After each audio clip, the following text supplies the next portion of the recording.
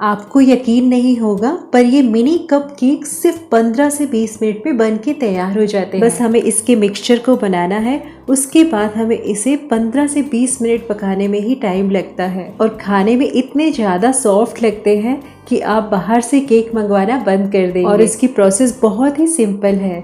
Hello everyone, symbols kitchen ideas में आप सभी का स्वागत है। तो आज मैं बनाने जा रही हूँ मिनी कप केक्स। इसके लिए मैंने चॉकलेट्स ले ली है। सबसे पहले हमें इन्हें मेल्ट करना है। तो यहाँ मैंने एक कढ़ाई ले ली है भारी तले की और उसमें मैं ऐड कर रही हूँ पानी। आप कोई भी चॉकलेट का यूज़ कर सकते हैं जिसमें वेफर्स ना हो। तो यहाँ मैं डेयरी मिल्क का यूज़ कर रही हूँ। चॉकलेट्स के पीसेस करके इसे एक डिश में ऐड कर देंगे और साथ ही में मैं इसके ऐड कर रही हूँ बटर। ये प्रोसेस मैं आइसिंग के लिए कर रही हूँ, पर अगर आप आइसिंग नहीं करना चाहते तो फिर आप इस स्टेप को टोटली स्किप कर दें। कढ़ाई में जो हमने पानी गर्म रखा था उसके ऊपर हम लगा देंगे एक छन्नी। तो ये हमारा स्टीमर सेट हो गया और इसके ऊपर हम चॉकलेट्स रख देंगे। चॉकलेट्स मुझे ड्राई लग रही थी इसलिए मैंने 1 टीस्पून मिल्क ऐड करा है जो ऑप्शनल है। मेल्टिंग आप माइक्रोवेव में भी कर सकते हैं 30 सेकेंड 1 मिनट तक। तो यहाँ हमारे चॉकलेट मेल्ट हो गई है, इसे एक साइड में रख देंगे। अगर आप चॉकलेट मेल्ट नहीं करना चाहते तो इस तरीके के चॉकलेट सिरप भी मार्केट में आते हैं, आप इसका यूज़ भी कर सकते हैं। केक की प्रिपरेशन करने के लिए सबसे पहले हमें बटर को मेल्ट करना है। ये मार्केट का बटर है जो कि अनसॉल्टेड है। सारी चीज़ें हमें रूम टेम्परेचर पर ही लेनी है, तो हमें बटर को भी हार्ड यूज़ नहीं करना है। बटर की जगह आप घी का यूज़ भी कर सकते हैं। केक के बैटर की प्रिपरेशन के लिए सबसे पहले मैंने एक कंटेनर ले लिया है और उसमें मैं ऐड कर रही हूँ पाउडर्ड शुगर, जो मैंने घर में ही शुगर को ग्राइंड करके बनाई है। और इसमें मैं ऐड कर रही हूँ 1/4 कप बटर जो हमने अभी मेल्ट करा था और 1 टीस्पून इसमें वनीला एसेंस ऐड कर लेंगे और मिक्सचर को अच्छे से मिक्स कर लेंगे। तो यहाँ पर मैंने मिक्स करने के लिए हैंड विस्क का यूज़ करा है, इससे बहुत ही अच्छा मिक्स हो जाता है। अगर आपके पास हो तो आप इसी का यूज़ करें। तो ये हमारा मिक्सचर तैयार हो गया है और इसके बाद हम ड्राई इंग्रेडिएंट्स की सेटिंग करेंगे। ड्राई इंग्रेडिएंट्स के लिए भी मैंने एक कंटेनर ले लिया है और उसके ऊपर मैं लगा रही हूँ एक छन्नी। यहाँ पर छानना बहुत ही इम्पॉर्टेंट है, इससे मिक्सचर बिल्कुल लम्प्स फ्री तैयार होता है।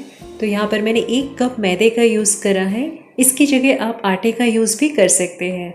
और अब इसमें जाएगा 2 टेबलस्पून कोको पाउडर और 1 टीस्पून इसमें बेकिंग पाउडर ऐड करेंगे, साथ में 1/4 टीस्पून बेकिंग सोडा। अब इन सारे इंग्रेडिएंट्स को हमें छान लेना है और सारे मिक्सचर को छान लेने के बाद इसमें हम ऐड करेंगे बटर शुगर वाला मिक्सचर जो हमने पहले बना के रखा हुआ है। और मिक्सचर के साथ ही हम इसमें थोड़ा थोड़ा करके मिल्क ऐड करेंगे, जिसे हमने रूम टेम्परेचर पर ही लेना है। मतलब ना तो मिल्क ठंडा होना चाहिए ना ही गर्म होना चाहिए। और थोड़ा थोड़ा करके मिल्क ऐड करते जाएंगे और मिक्स करते जाएंगे। बैटर को हमें यहाँ पर एक ही डायरेक्शन में मिक्स करना है, इसे जल्दी मिक्स करना है और ठीक से मिक्स करना है। ओवर मिक्स यहाँ पर हमें इसे नहीं करना है, क्योंकि हम यहाँ पर केक को स्टीम करके बना रहे हैं, बेक करके नहीं बना रहे हैं। इसलिए हमारा बैटर थिक होना चाहिए, पतला नहीं होना चाहिए। और फाइनली अभी हमारा बैटर तैयार है। अब हम इसे स्टीम करेंगे। तो इसके लिए आप चाहें तो अप्पे पैन ले सकते हैं या इडली का मोल्ड भी ले सकते हैं। यहाँ पर मैं इसे छोटी छोटी कटोरियों में स्टीम कर रही हूँ। तो जिस भी शेप में आप इसे बनाना चाहते हैं आप उस कंटेनर का यूज़ करें। तो सबसे पहले हमें यहाँ पर कटोरियों को ग्रीस कर लेना है। मतलब जिस भी कंटेनर में आप इसे स्टीम कर रहे हैं सबसे पहले आप उसे ग्रीस कर लें।